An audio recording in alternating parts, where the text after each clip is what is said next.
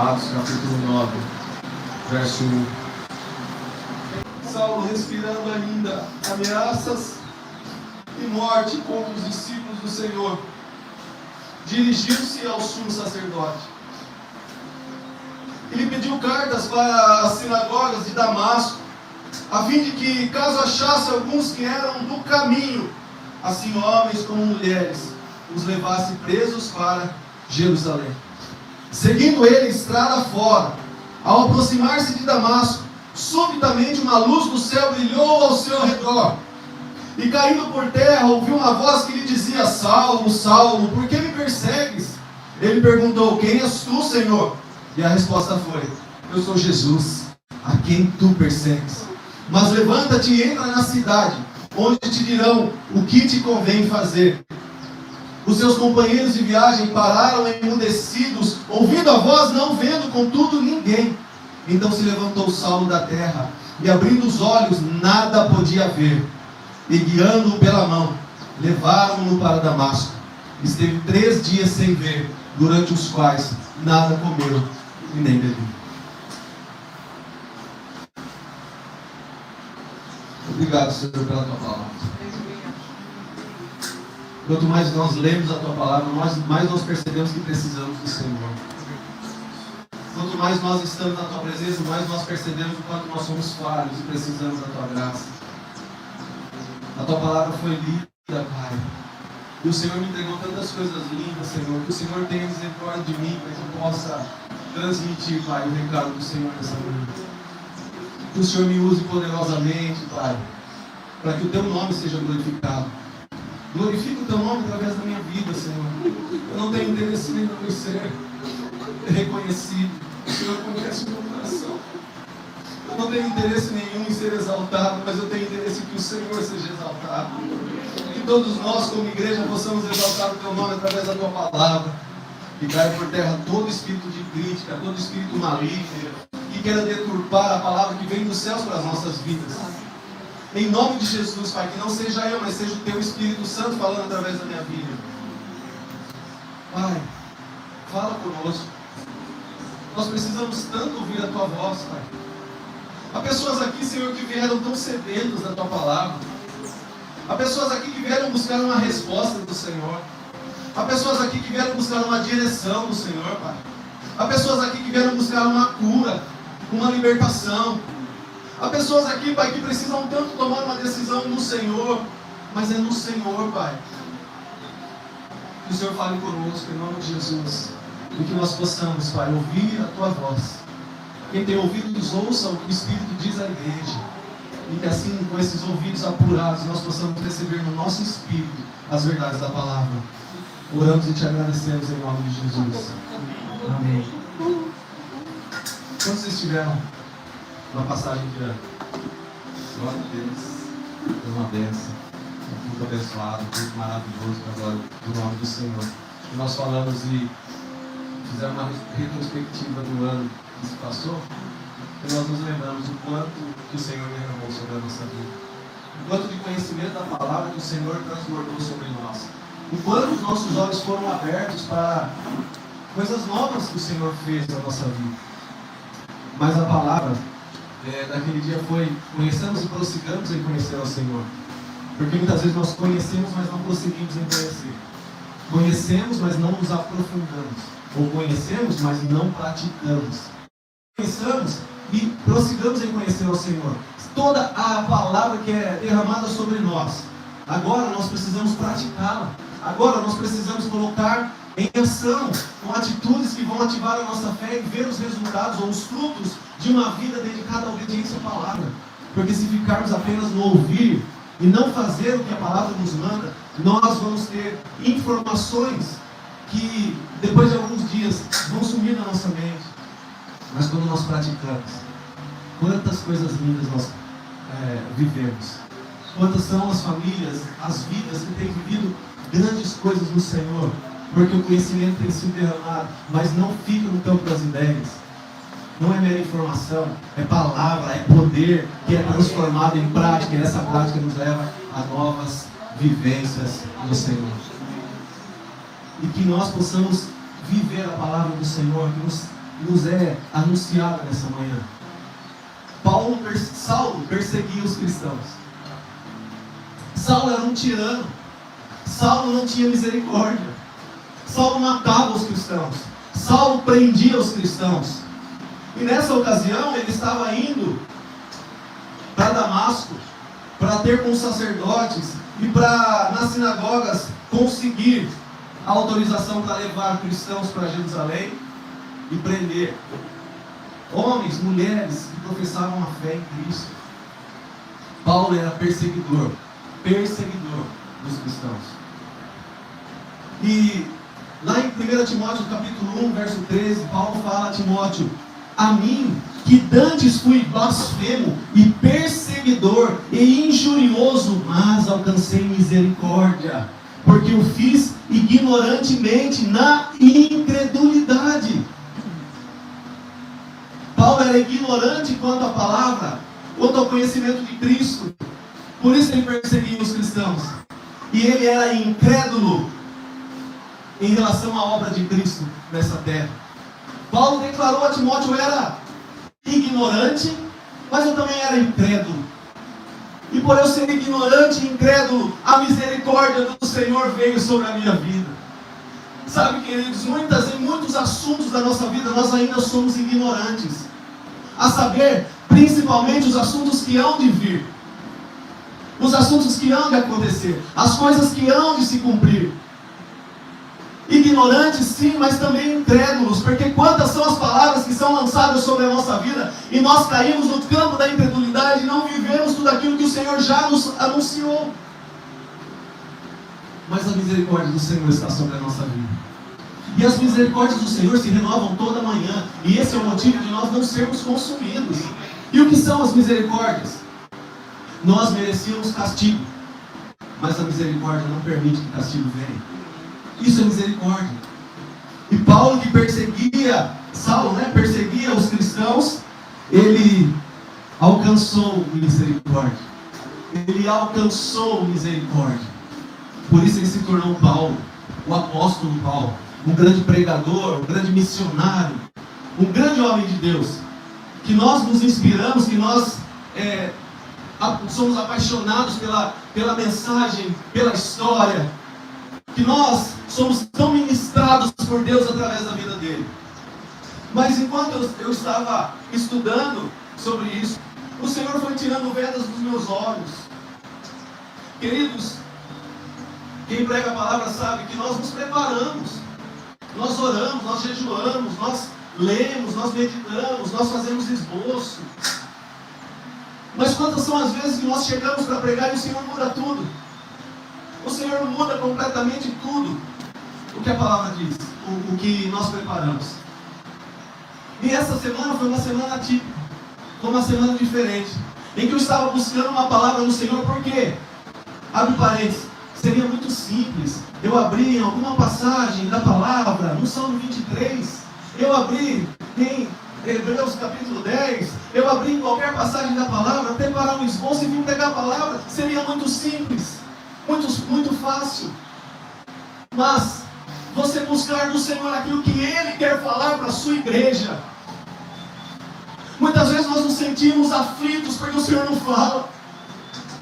E nós queremos ouvir a voz de Deus. O Senhor não está falando o que nós temos que pregar para a igreja no domingo. Pai, o que eu tenho que anunciar? E muitas vezes o Senhor está calado, esperando que nós busquemos mais, esperando que nós nos dediquemos mais. E nessa semana foi assim, o Senhor calado.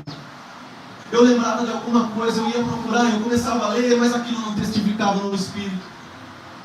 Até angústia eu cheguei a sentir.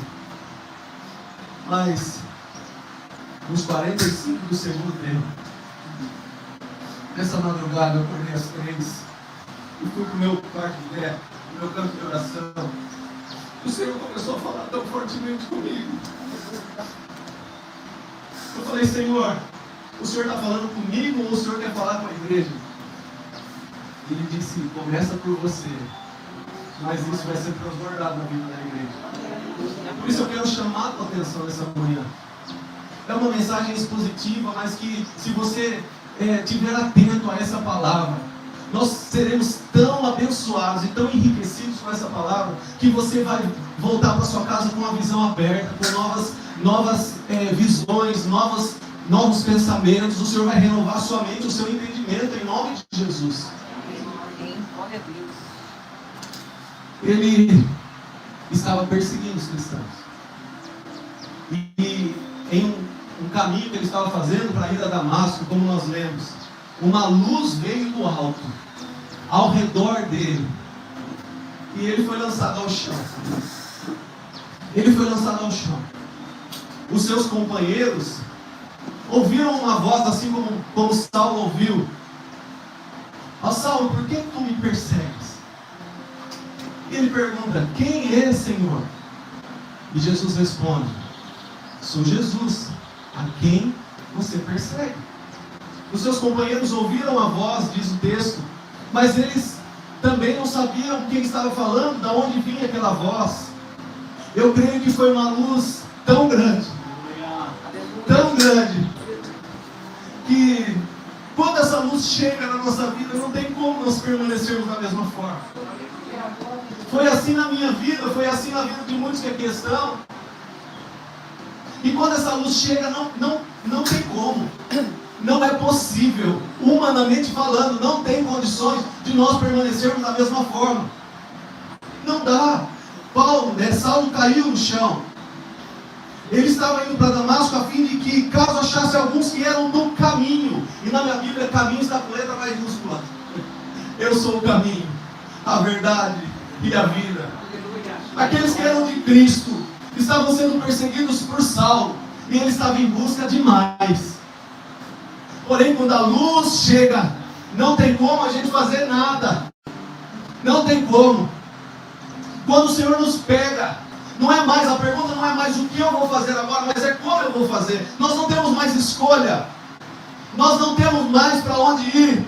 E para onde iremos nós, se só o Senhor tem palavras de vida eterna?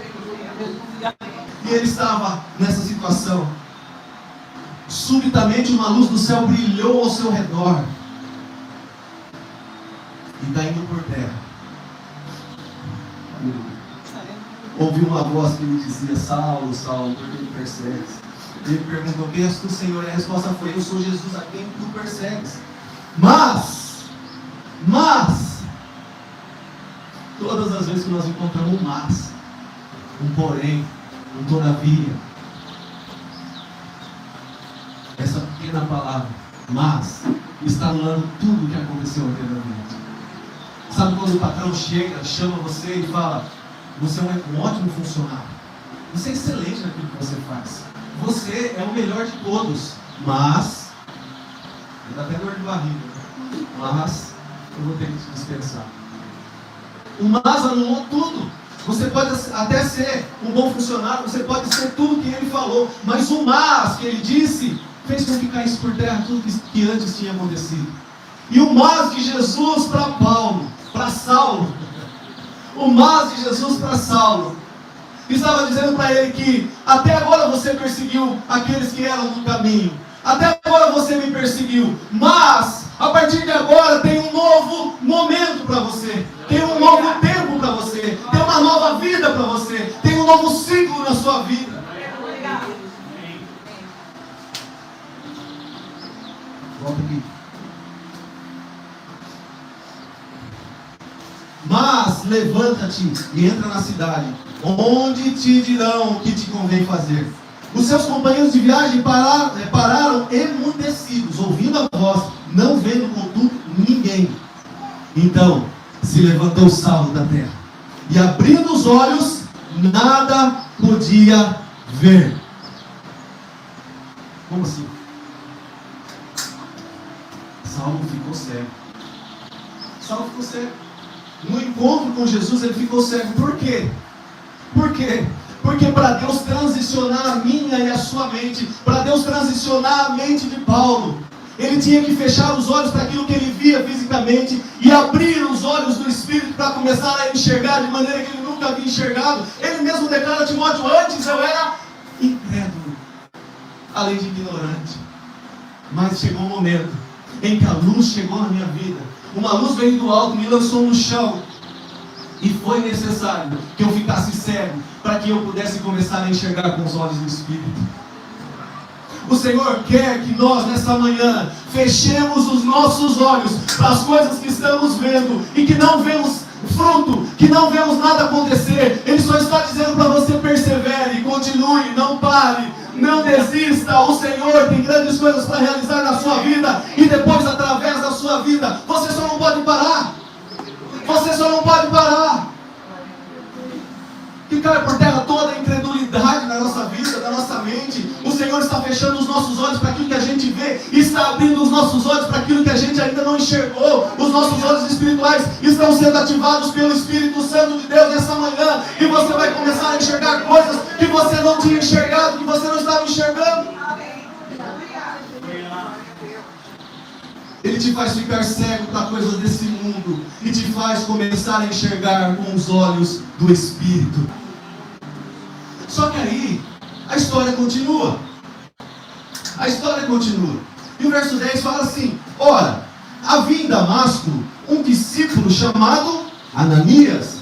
Disse-lhe o Senhor numa visão. Disse-lhe o Senhor numa visão. Ananias já enxergava com os olhos do Espírito.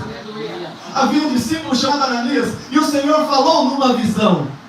Ananias já enxergava com os olhos do Espírito. Ananias, ao que respondeu: eis-me aqui, Senhor. Prontamente Ananias respondeu. Prontamente, porque ele já enxergava, ele já era ativado no seu Espírito. Ele não necessitava passar por uma cegueira física para enxergar as coisas do Espírito, não. Ele já havia passado por uma transformação que o colocou como aquele que enxerga as coisas do reino do Espírito. Nessa manhã, o Senhor está transicionando a nossa mente para que nós possamos passar a enxergar coisas que nós antes não enxergávamos. Está ativando o seu Espírito para que você comece a enxergar coisas grandes e firmes que não sabias. O Senhor quer te fazer enxergar.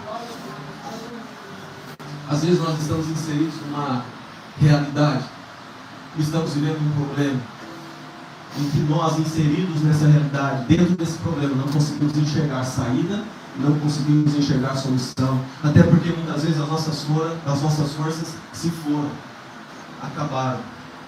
Mas o Senhor, nessa manhã, Ele renova as suas forças. Eis que Ele renova as nossas forças e nos fará subir com asas como águias. Correremos e não nos cansaremos. Nós estaremos voando como águias. Como águias. E a águia tem o privilégio de voar sobre as nuvens, enxergar aquilo que nenhuma outra ave enxerga. A visão é uma visão diferenciada. É essa visão que o Senhor está te dando nessa manhã. Quem tem ouvidos ouça, mas receba o que o Espírito está entregando à igreja. Você vai passar a enxergar coisas que você antes não enxergava. Você vai passar a viver coisas que antes você não vivia. Por quê? Eu não vivia porque eu não enxergava. Ele muda a nossa mente, o nosso entendimento, ativa o nosso espírito e nos faz abrir os olhos do Espírito para viver coisas grandes e firmes que só Ele pode proporcionar. No verso 11 nos diz o seguinte: então o Senhor lhe ordenou: dispõe-te, falando o Senhor a Ananias, dispõe-te e vai à rua que se chama Direita, e na casa de Judas procura por Saulo, apelidado de Tarso, pois ele está orando. Saulo, aquele tirano que perseguia os cristãos, agora está orando. Ele está orando. A luz chegou. A luz chegou. Ele ficou cego fisicamente, mas espiritualmente os olhos dele foram abertos. E ele já estava orando. Ele foi ativado no seu espírito, ele estava orando. O que eu aprendo com isso?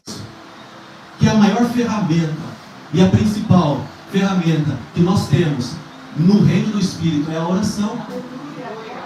Foi a primeira coisa que o Senhor ativou em Paulo. A oração. Ele estava orando. Meu Deus, uma conversão genuína, uma conversão instantânea, uma transformação de vida em um momento em que ele ouviu a voz de Jesus e ele obedeceu a ordem de Jesus, falando: levanta-te e vai até a casa de Judas, na rua que se chama Direita. E ele foi. Ananias chega e encontra um homem que era incrédulo. Mas Paulo nos diz, Saulo, apelidado de Tarso, ele estava orando. O verso 12. E viu entrar um homem. Presta atenção nisso aqui. Muita atenção nisso aqui. E viu entrar um homem chamado Ananias e impor-lhe as mãos para que ele recuperasse a vista.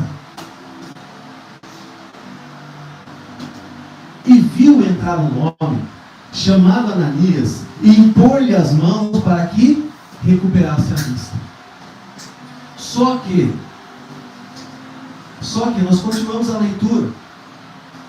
Ananias, porém, respondeu: Senhor, de muitos tenho ouvido a respeito desse homem, quantos males tem feito aos teus santos em Jerusalém, e para que trouxe a autorização dos principais sacerdotes para prender a todos os que invocam o teu nome. Mas o Senhor lhe disse: vai, porque esse é para mim o instrumento escolhido para levar o meu nome perante os gentios e reis, bem como perante os filhos de Israel. Ei, como assim?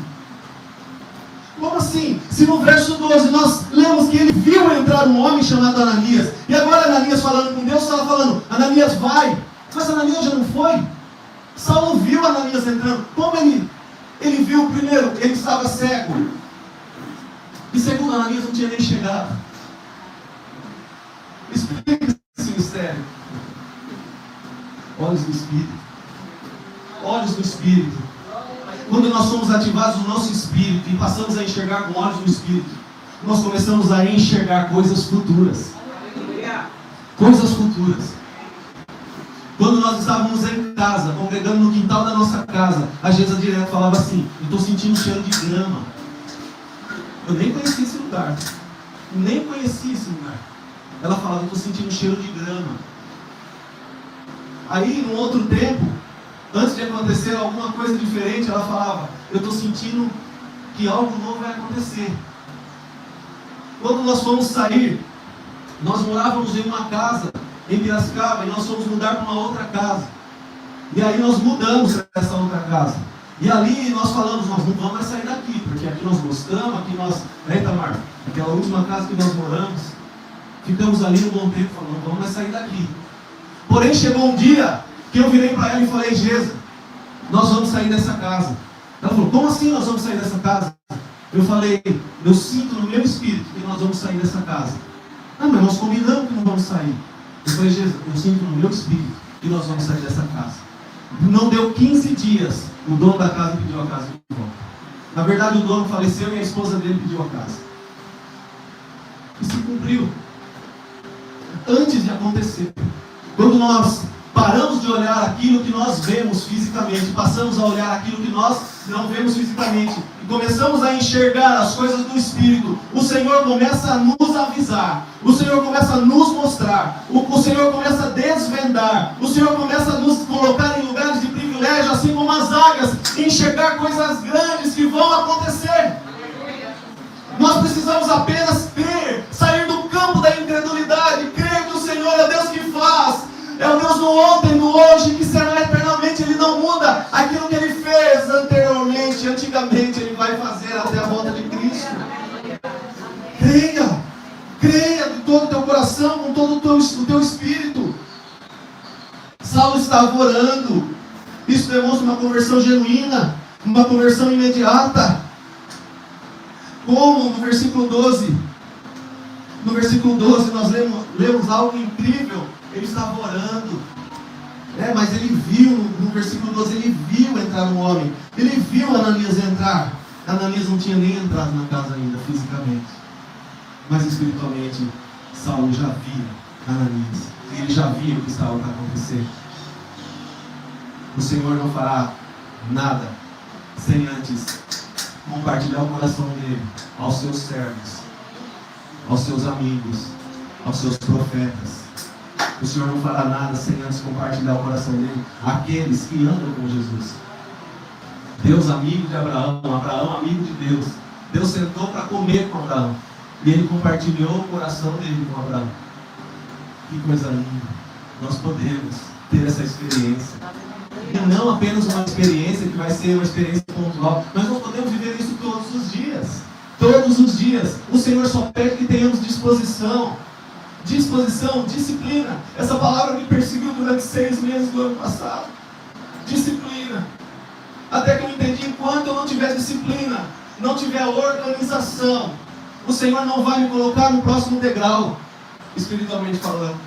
Enquanto eu não passar por essa organização da minha casa, do meu coração, das coisas da igreja, das coisas que eu faço, enquanto eu não tiver disciplina para todos os dias, todas as madrugadas, ou seja, ou que seja todas as manhãs, ou qualquer hora do dia, eu ter a disciplina de estar na presença de Deus. Comecei a correr em 2024 e não falhei nenhum dia. Estou orando todas as madrugadas, porque ano passado nós falhamos bastante. A gente orava, mas falhava também. Comecei a fazer live. Quantos viram as lives? Palavras curtas, que vão ser mais curtas ainda. Palavras pontuais, curtas, mas que vão enriquecer o seu dia. O Senhor vai te alcançar, vai refrigerar sua alma para que você passe o dia na presença dEle, com alegria no coração. Palavras simples. Talvez você já até ouviu alguma ministração, porque o Senhor tem trazido todas as palavras que Ele tem derramado sobre a nossa vida. Ele tem trazido a memória para que a gente volte e viva, e reviva, e reative. Mas esse encontro de Saulo com Jesus foi maravilhoso. Foi maravilhoso. O verso 18 nos diz o seguinte: imediatamente lhe caíram dos olhos como que umas escamas, e tornou a ver. A seguir, levantou-se e foi batizado. Tornou a ver, mas já estava em outro lugar no reino do Espírito. Ele tornou a ver fisicamente, mas ele já estava em outro lugar espiritualmente falando. Já não era mais ignorante, já não era mais incrédulo. Ele já tinha olhos para ver. E o Senhor tirou como se fossem escamas dos seus olhos, e ele voltou a ver, voltou a enxergar fisicamente, mas principalmente ele já enxergava no Espírito, e por enxergar no Espírito ele se batizou. O que é o batismo, senão a confirmação do que Jesus fez na minha vida? O que é o batismo, senão eu falar que morre agora o velho homem, o ignorante, o incrédulo, e agora vive um novo homem, que não se chamará mais Saulo, mas sim Paulo, o apóstolo Paulo. O batismo é uma ordenança. Assim como a ceia do Senhor é uma ordenança, o batismo é uma ordenança.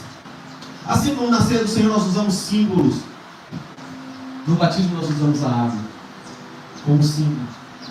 Assim como na ceia do Senhor nós estamos obedecendo a uma ordenança do Senhor, o batismo é uma obediência a uma ordenança do Senhor. E é uma oportunidade que nós temos de declarar publicamente: uma luz veio do alto e me lançou no chão. Quando essa luz veio, eu me prostrei e não conseguia mais fazer nada, a não ser ouvir e obedecer. Ouvir e obedecer. A não ser querer a cada dia mais essa luz. A não ser querer a cada dia mais essa presença. Uma luz veio do alto e me rodeou, e porque essa luz veio, eu me prostrei e não tenho mais forças para nada, a não ser me render ao único que é digno de receber a honra, a glória, a força e o poder, como diz a canção. Então, porque eu estou nessa condição, agora eu quero declarar publicamente o que Jesus fez na minha vida. Então, eu me decido pelo batismo. Eu me decido por descer as águas. Morre o velho homem e nasce o novo homem. Mas nós sabemos que espiritualmente é o selo da nossa conversão. A água é um mistério. Quem pode produzir a água? Que laboratório que faz água? A água é um mistério. Quando a gente não está bem e toma um banho, parece que dá aquela. E quando a gente está com sede, vamos aproveitar.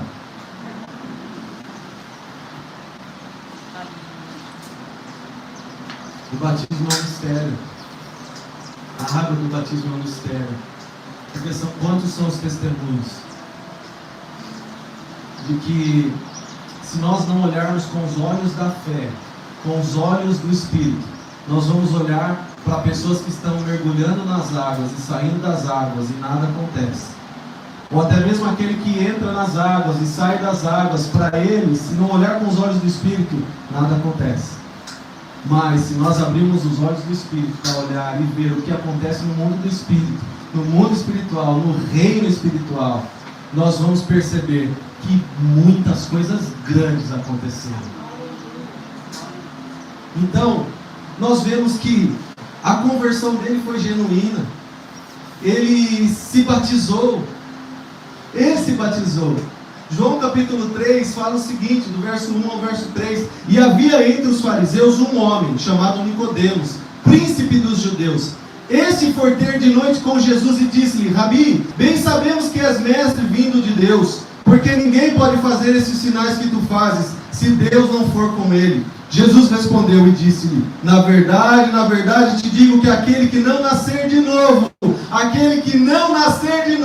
não pode ver o reino de Deus. Aquele que não nascer de novo, não pode ver o reino de Deus. Necessário é nascer de novo. Como diz a canção da Oficina G3. Necessário é nascer de novo. Ah, pastor, mas eu já aceitei Jesus. Eu já me batizei.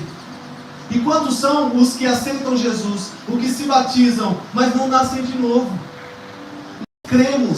Nós cremos que quando uma pessoa vem e ela confessa Jesus com a sua boca e crê com o seu coração, ela é salva. Nós cremos nisso. Ah, mas a pessoa parece que não muda, parece que nós cremos que a declaração da boca dela, lembra, palavras são decretos, aquilo que ela declarou com a boca dela foi pego pelos anjos, e aquilo vai voltar para a vida dela para gerar conversão. Cabe à igreja agora cobrir essa pessoa de oração para que ela possa ser realmente transformada no seu espírito. Necessário é nascer de novo. Quanto tempo nós demoramos para nascer de novo? Paulo foi imediatamente.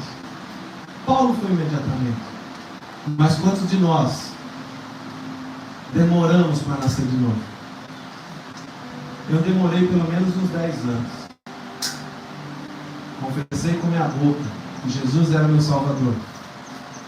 E depois de 10 anos eu tive um encontro em que a luz veio do alto e literalmente me colocou no chão. Eu me lembro que eu urrava como uma criança. Dentro de um culto, eu cheguei a atrapalhar uma parte do culto. Mas eu tive um encontro genuíno com Jesus. Mas o triste é saber que eu demorei 10 anos. Dentro de uma igreja, vivendo uma religiosidade em que eu queria tocar para as pessoas me virem tocando. Eu queria fazer teatro para falar que eu sabia fazer teatro, as pessoas virem me elogiar e aquilo fazia bem para o meu ego. Eu queria descer de um púlpito e ouvir as pessoas: nossa, como você tocou bem hoje. E caia por terra todo o espírito de religiosidade. Que nós possamos viver o evangelho genuíno, nascer de novo, e eu ouso a dizer, nascer de novo todos os dias, porque todos os dias nós precisamos morrer para nós mesmos. Aquele que não nascer de novo não vai ter os seus olhos espirituais abertos. Aquele que não nascer de novo não pode ver o reino de Deus. Agora eu quero que você acompanhe comigo a leitura de 2 Coríntios, a partir do capítulo 4. 2 Coríntios, no capítulo 4, a partir do verso 1. Pelo que tendo esse ministério, segundo a misericórdia que nos foi feita, não desfalecemos. Paulo está falando aos Coríntios, e ele já começa falando que o ministério dele é fruto da misericórdia. Não foi isso que ele falou?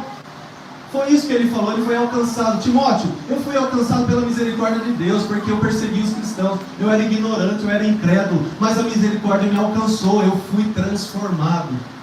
E ele fala aqui aos Coríntios: tendo este ministério, segundo a misericórdia que nos foi feita, não desfalecemos. Quando a misericórdia está sobre a nossa vida, nós vamos avançar. Nós vamos avançar, nós não vamos desfalecer, nós não vamos parar no meio do caminho.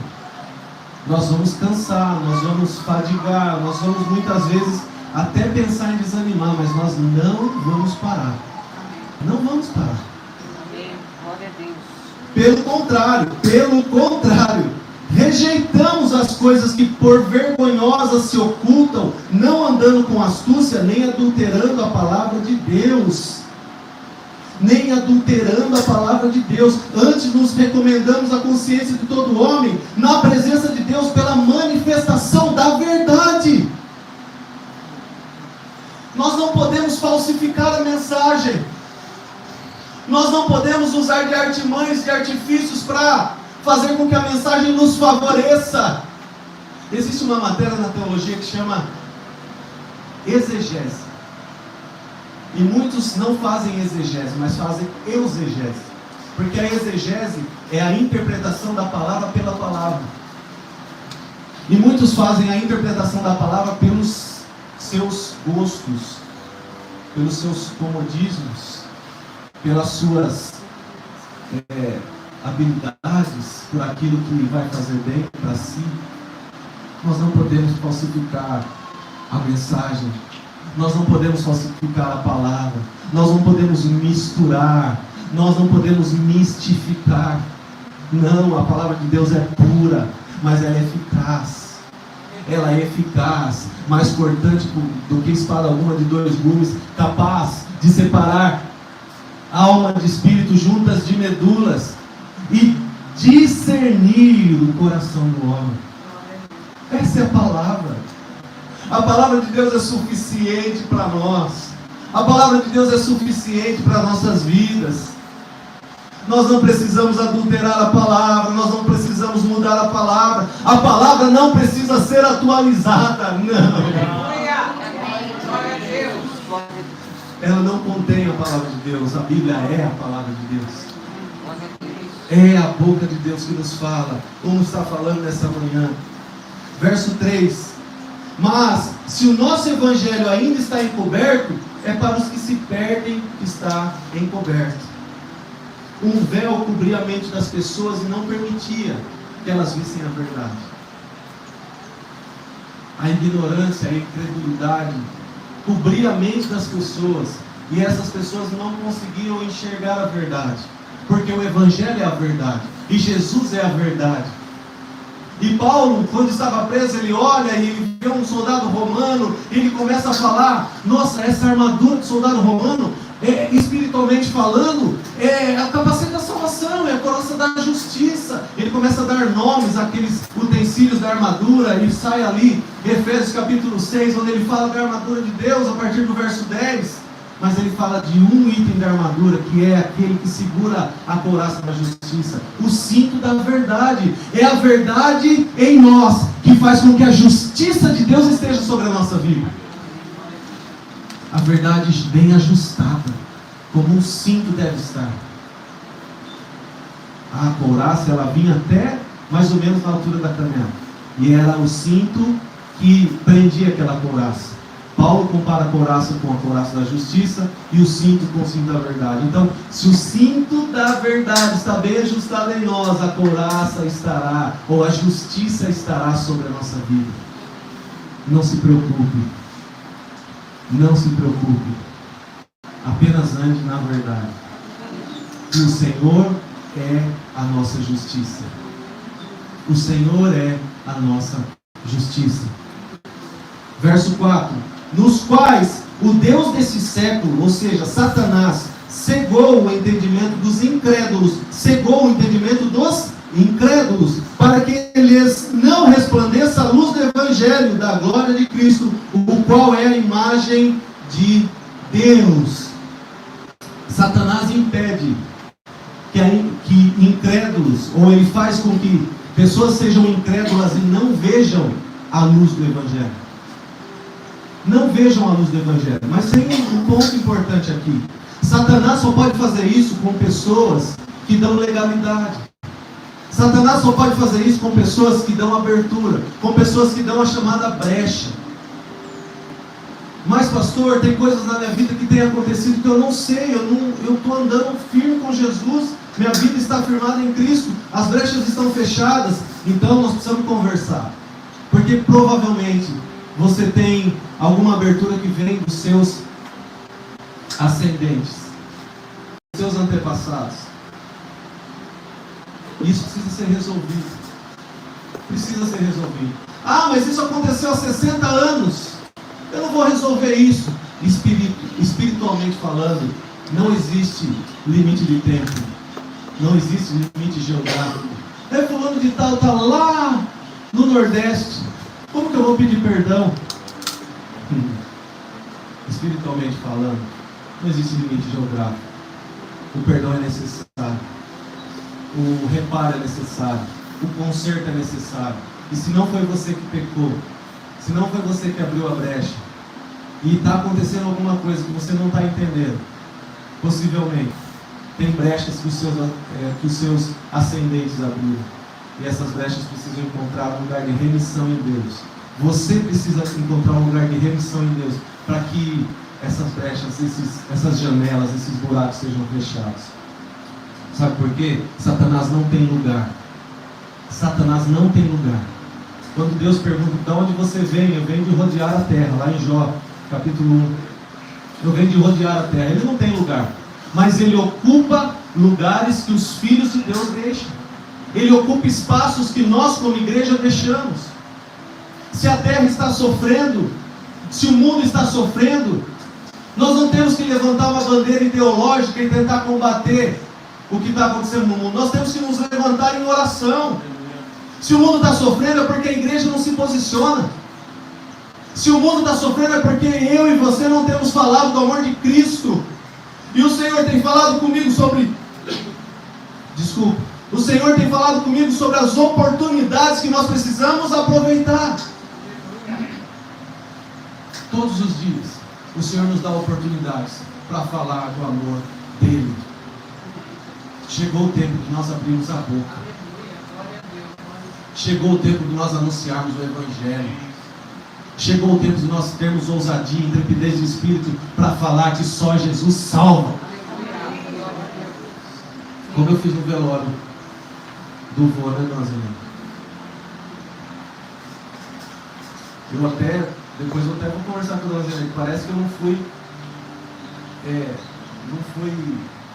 confortei a família. Porque o Espírito Santo me tomou e quem estava no velório viu, e depois eu até falei na live. E eu comecei a falar das oportunidades que nós temos e do que nós temos feito com a nossa vida.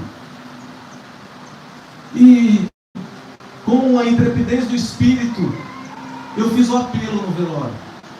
E 6 pessoas aceitaram Jesus. E o Senhor tem colocado ousadia sobre a nossa vida. Agora, a palavra de Deus fala que o óleo vem sobre a cabeça e desce sobre a barba de Arão. Aquilo que está sobre a minha vida vai descer sobre a sua. A ousadia que o Senhor tem me dado, Ele vai dar para você. Ontem bateu um menino na minha porta.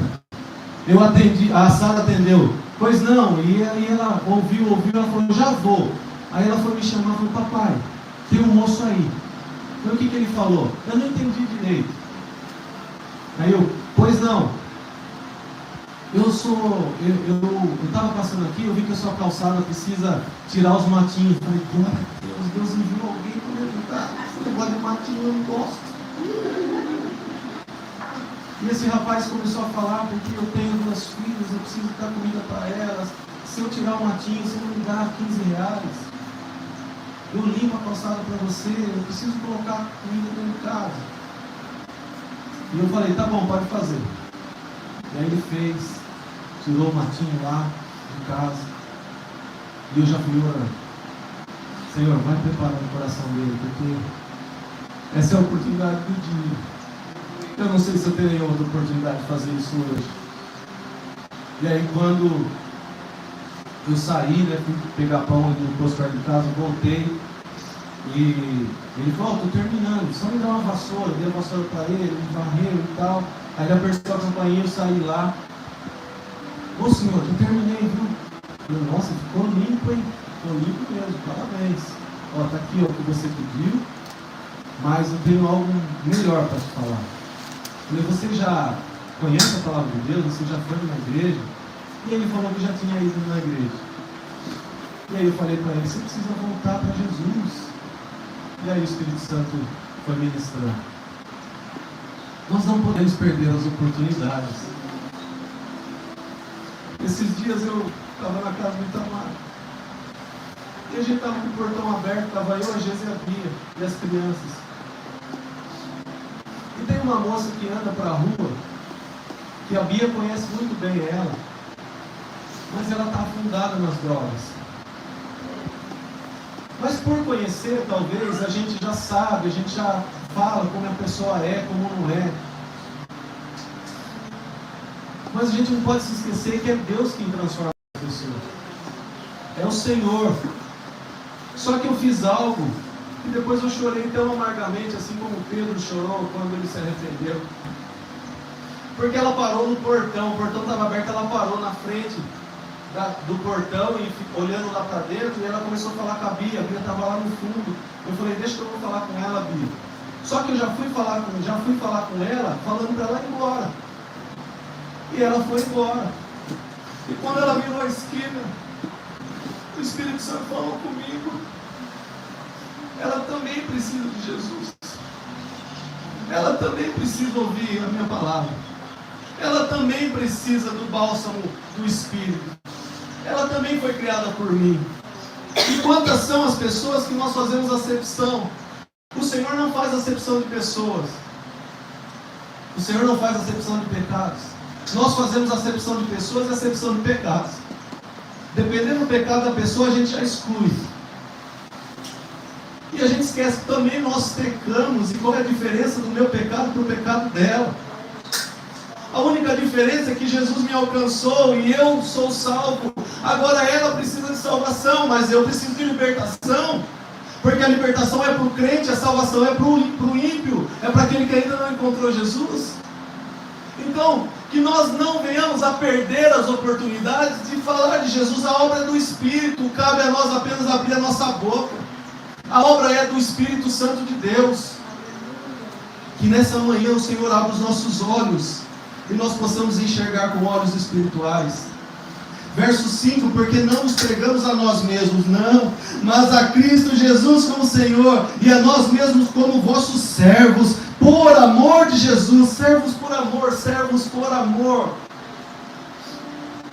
Os escravos que escolhiam ficar com os seus senhores, eles tinham as suas orelhas furadas, e eram chamados escravos de orelha furada. Por quê? Porque eles escolheram servir aos seus senhores, eles quiseram ficar como escravos. Nós somos os escravos da orelha furada, porque nós escolhemos servir o nosso Senhor, nós escolhemos servir o nosso Mestre. Nós não nos enganamos, nós não medimos esforços para agradar o coração do nosso Mestre. Nós estamos aqui para servi-lo com alegria. Servos por amor de Jesus. Verso 6, porque Deus que disse, das trevas resplandecerá a luz, das trevas resplandecerá a luz. Ele mesmo resplandeceu em nosso coração para a iluminação do conhecimento da glória de Deus na face de Cristo. Deus resplandeceu em nosso coração, e iluminação do nosso coração é igual a passarmos a enxergar com os olhos da fé.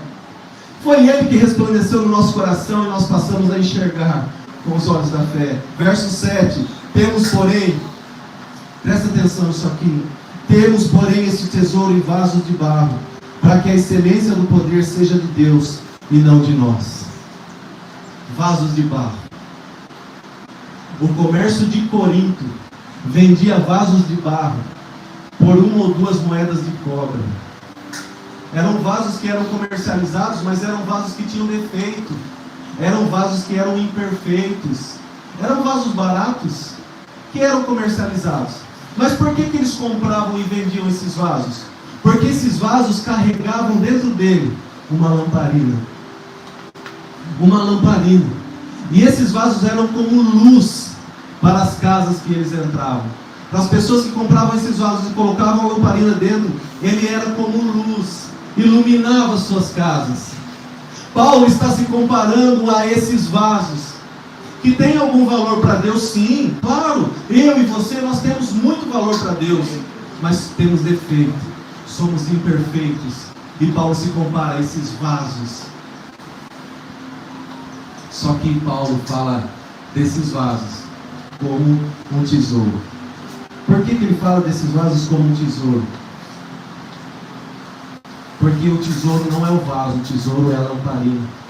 É a luz que vai dentro dele. Paulo se compara ao vaso, mas a mensagem que ele carrega é comparada à luz do Senhor, que pode iluminar qualquer treva. Não pode iluminar alguma treva. Às vezes a gente vem à noite aqui, acende essa luz, ela ilumina aqui, mas ali fica um pouco escuro. Aí a gente tem que acender aquela outra luz, e lá fica escuro, a gente tem que acender os refletores. Mas a luz do Senhor, ela ilumina toda a treva. Toda a treva. E aí você precisa se lembrar da prática do confessar. Porque quando nós confessamos os nossos pecados, as trevas que existem dentro de nós, elas vêm para fora. Porque onde a luz chega, as trevas não permanecem. E toda a treva que existe dentro de nós é habitação de demônios. É janela aberta. É brecha. Nós precisamos praticar a palavra de Deus. Em tudo somos atribulados, porém não angustiados. Perplexos, porém não desanimados. Perseguidos, porém não desamparados. Abatidos, porém não destruídos. Em nome de Jesus, não destruída. O Senhor é Deus da esperança. E aonde há esperança, há vida. Onde há vida, há esperança. O Senhor manda te falar hoje que se você continuar posicionado aonde você está, a vitória não tarda a chegar na sua vida. Você vai ver grandes coisas acontecendo. Grandes coisas acontecendo, e não são poucas coisas, não são pequenas coisas, são grandes coisas que vão acontecer na sua vida. Eu estou aqui desde o início da mensagem, ouvindo o Espírito Santo falar: se dirija a ela, se dirija a ela, se dirija a ela. E o meu coração falando: mas eu conheço ela, eu conheço a história dela. Como que eu vou falar de algo que eu conheço? Mas o Espírito Santo manda eu falar para você com ousadia e intrepidez: a vitória está chegando, basta você continuar onde você está. Em nome de Jesus, porque a mulher sábia edifica a casa. As esperanças parece que acabam, parece que vão embora, parece que a gente não tem mais força, parece que a gente não consegue, parece que não vai dar.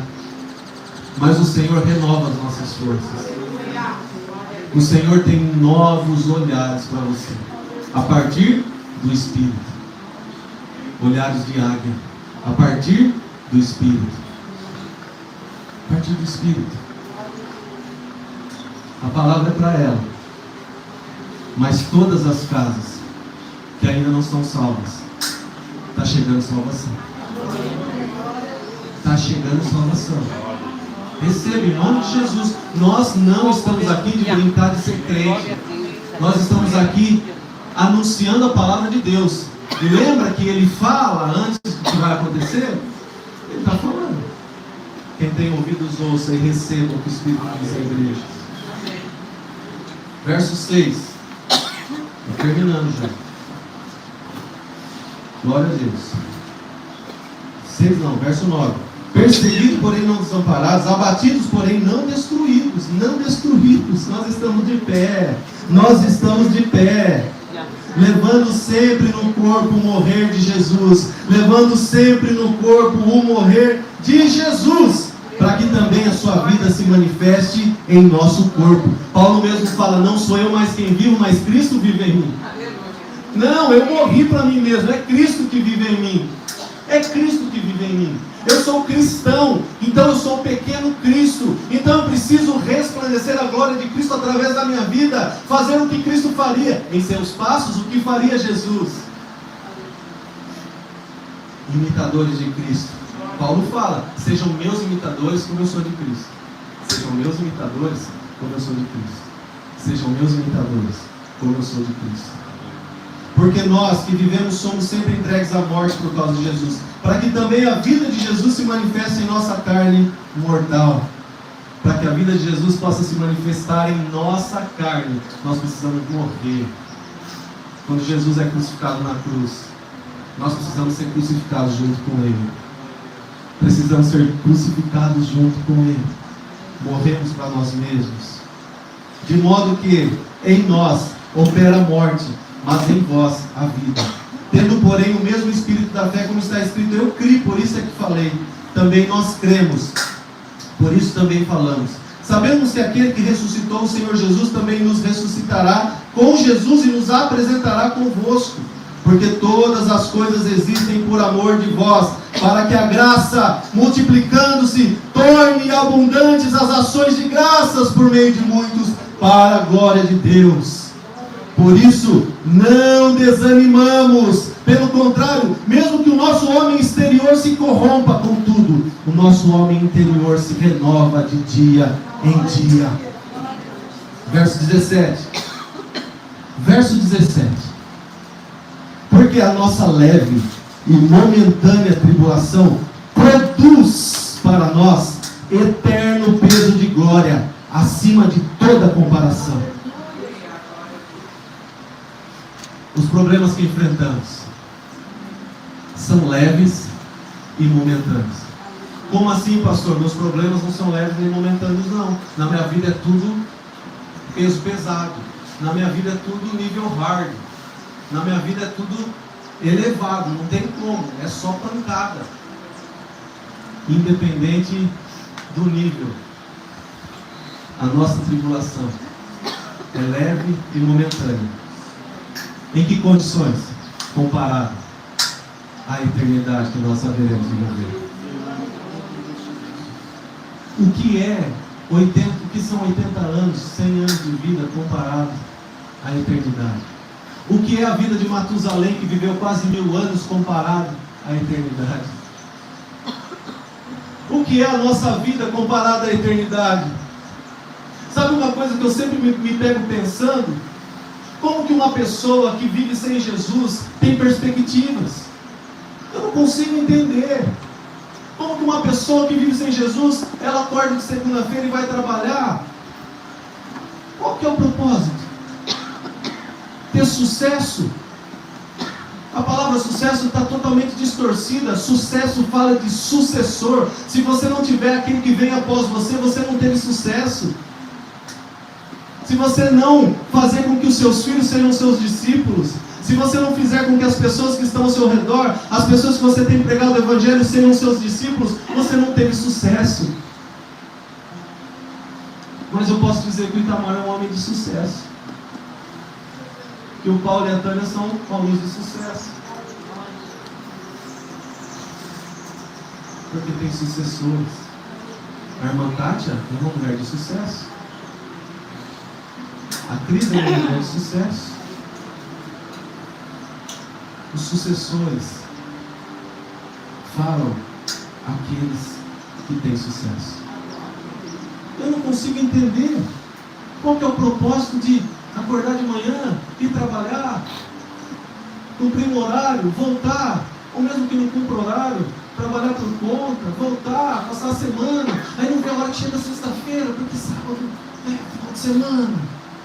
Conversávamos, eu e Itamar, com o eletricista que estava aí, acho que o Pazinho estava junto, e ele falou: parabéns pelo trabalho que vocês têm feito, porque eu fui numa confraternização de final de ano, de uma empresa determinada aqui na cidade, e os jovens, os adolescentes, estão se perdendo na bebida, mistura tudo quanto é tipo de bebida forte, cai, e desmaia, no outro dia não sabe nem onde está.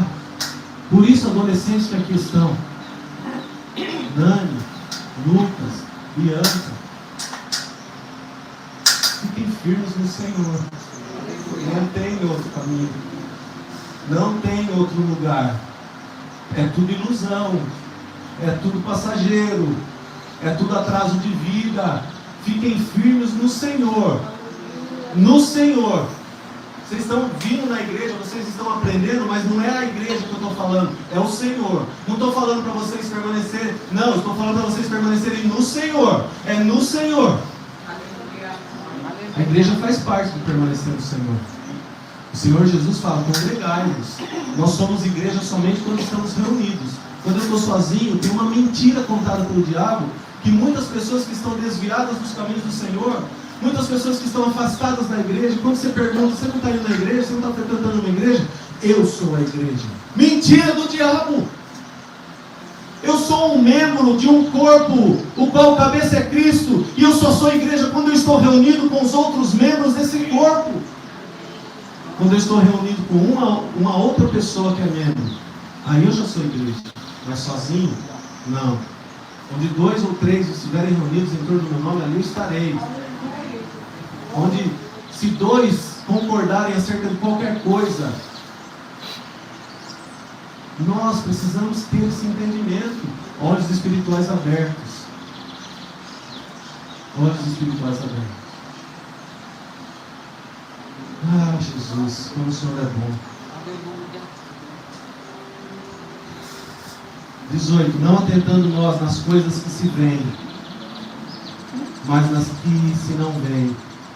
Porque as que se veem são temporais, e as que se não veem são eternas. Oh, aleluia. Sabe a dor que você está sentindo?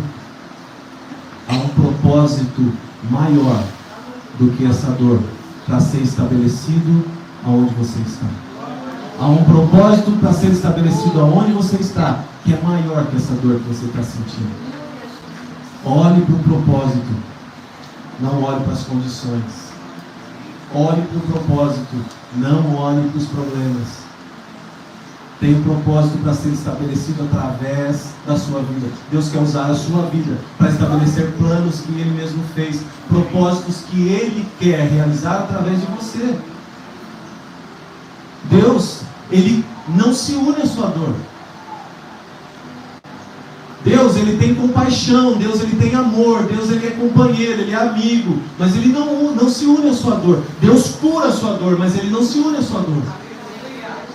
Ele muitas vezes usa a sua dor para te forjar, para te fazer crescer. Muitas vezes Ele usa a sua dor para você entender coisas que ainda você não entende. É a dor de Paulo em ficar cego. Quando ele fica cego, o Senhor está fazendo ele entender muitas coisas dentro dele. Conversão é mudança de direção. Conversão é mudança de direção. Então nós precisamos todos os dias ajustar os nossos passos, refazer rotas, entender aonde nós estamos pisando que não está de agrado ao Senhor e fazer somente a vontade dele. Lucas, no capítulo 17, no verso 20, fala assim: interrogado pelos fariseus sobre quando havia de vir o reino de Deus, respondeu-lhes e disse: o reino de Deus não vem com aparência exterior. O que é o reino de Deus? É tudo o que você não vê. O reino de Deus é tudo o que você não vê. O reino de Deus não vem com aparência exterior. Nós não vamos conseguir enxergar com os nossos olhos físicos, que às vezes precisa até de óculos para enxergar as letras miúdas. Mas nós vamos enxergar com nossos olhos do Espírito. Por isso que nós precisamos dessa ativação, de ter os olhos espirituais abertos para enxergarmos aquilo que é espiritual. Às vezes tem uma situação na sua frente e você olha para aquela situação e você até sabe como resolver essa situação. Só que você está olhando com olhos físicos. E o Senhor muitas vezes não quer que você resolva da forma que você está acostumado a resolver. Eu ouvi uma palavra do pastor Juscelio essa semana. Como eu amo o pastor Juscelio. Quando a gente foi conversar com ele, eu falei: pastor, só preciso de uma oração. Ele começou a orar e ele já falava de tudo que estava acontecendo aqui, mas eu não falei nada para ele. Como que ele está falando, orando, tudo que já está acontecendo lá? Senhor, abençoa a situação tal, Eu falei: eu já sabia tudo? É uma bênção. E ele falou o seguinte: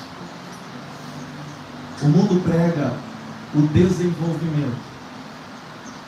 Nós vemos a palavra desenvolvimento. Desenvolver é o quê? Crescer, se especializar em algo, desenvolver. Mas com Deus não é assim. Com Deus a palavra desenvolver, ou se desenvolver com Deus, é se desenvolver. É sair de algo que você estava envolvido. Algo do diabo? Não.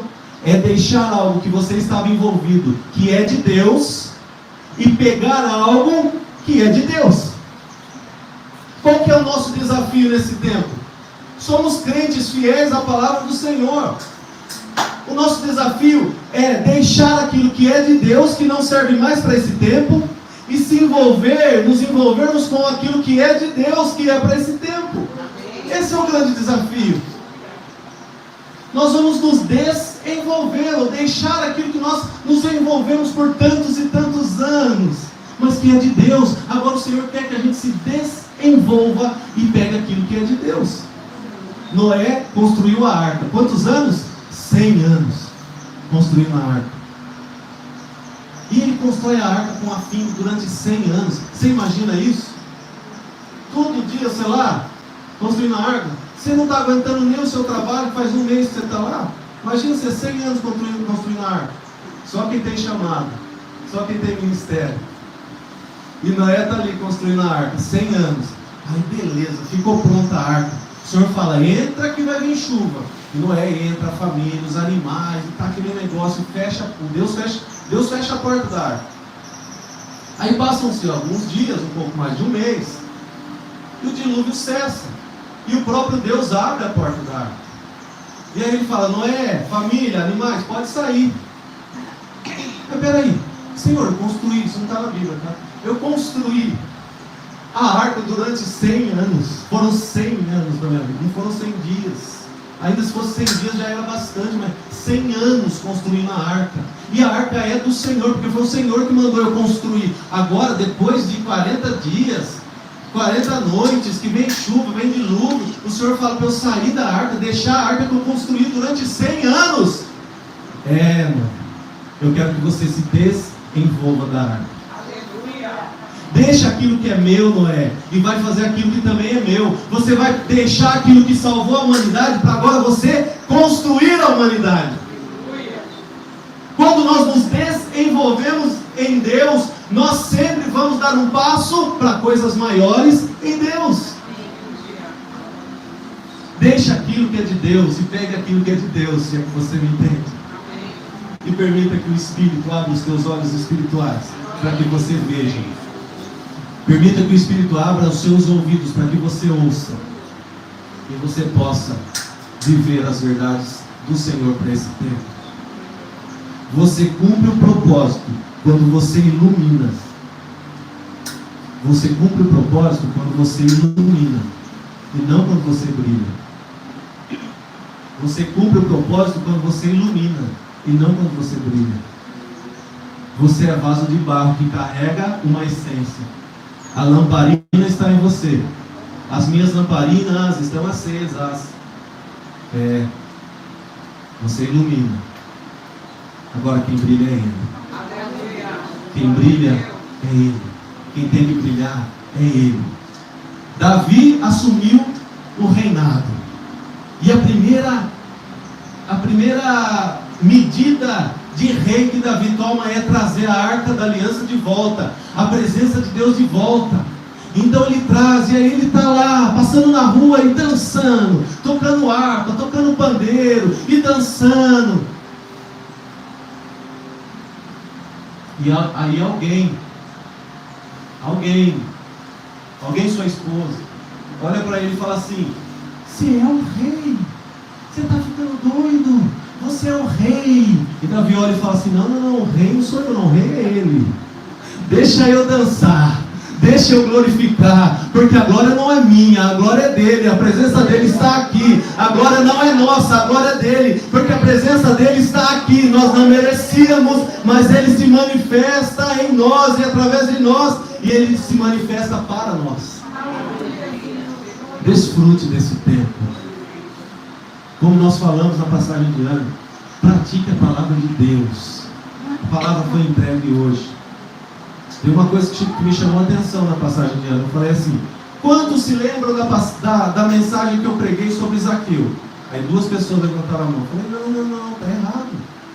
Por que a gente esquece das palavras? Porque a gente não pratica. Porque a gente não vive. Quando eu leio alguma coisa, eu ensino essa mesma coisa, é ensinado, eu ensino, eu falo para alguém, mas principalmente eu vivo essa verdade nunca vai sair de mim. Não precisa ser crente para saber disso. Qualquer especialista em leitura dinâmica vai falar isso. Se você lê algum livro e só leu, depois de alguns dias você já esqueceu. Mas se você lê algum livro e você ensina para alguém, você quase que triplicou o seu aprendizado. Agora, se você pratica o que você está aprendendo, você nunca mais vai esquecer daquilo. Não é diferente com a palavra. Só que a diferença é que a palavra é vida. A palavra não é livro de autoajuda, mas é a ajuda do alto. Nós precisamos praticar a palavra. Porque praticando a palavra nós vamos viver verdades do Espírito. Olhos abertos no reino do Espírito. Nós precisamos ler a palavra, ensinar a palavra e praticar a palavra. Então você que é pai, você que é mãe, quando você lê e vê alguma coisa que te chamou a atenção, chama seus filhos e ensina para eles.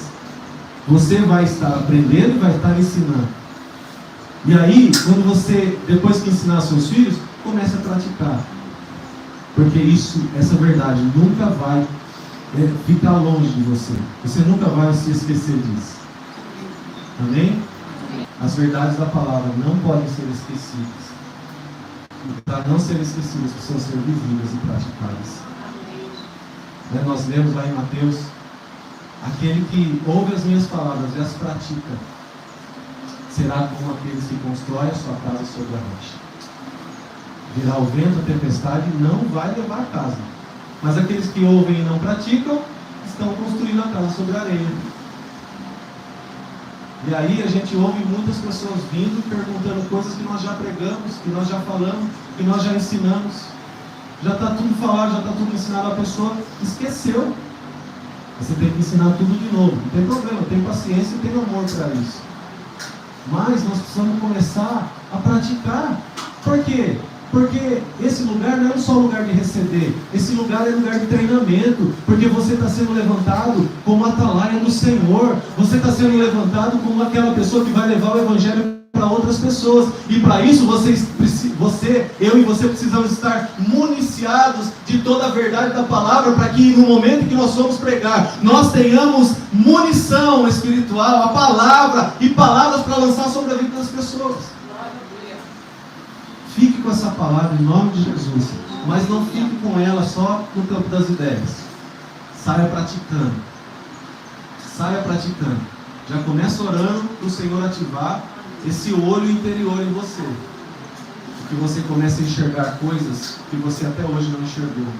Em nome de Jesus.